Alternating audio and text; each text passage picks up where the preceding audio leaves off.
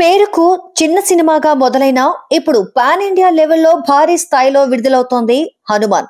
అసలు సిసలు Indian super hero మూవీగా Sankranti బరిలో సందడి చేయడానికి సిద్ధమైంది. ప్రశాంత్ వర్మ డైరెక్షన్ లో తేజ సజ్జా నటించిన ఈ సినిమాకి బాలీవుడ్ నుంచి ఫస్ట్ రివ్యూ వచ్చేసింది.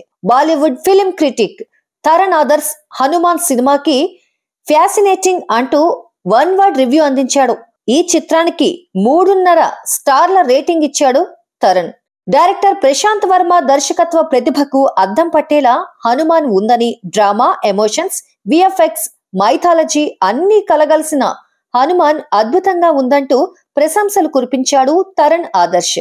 ఇక ఈ సినిమాలో హీరో తేజ సజ్జా తన క్యారెక్టర్ ను చాలా ఈజ్ తో పోషించాడని, ఇంకా వరలక్ష్మి శరత్ కుమార్, వినయ్ రాయ్, సముద్రఖని, వెన్నెల కిషోర్ పోషించిన పాత్రలు గుర్తుండిపోయేలా ఉన్నాయని తన రివ్యూలో తెలిపాడు తరుణ్ ఆదర్శ్.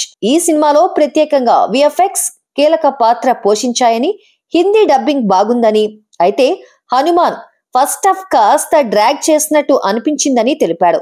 ఓవరాల్ గా హనుమాన్ సినిమాకి బాలీవుడ్ నుంచి మంచి పాజిటివ్ రివ్యూస్ అయితే వస్తున్నాయి.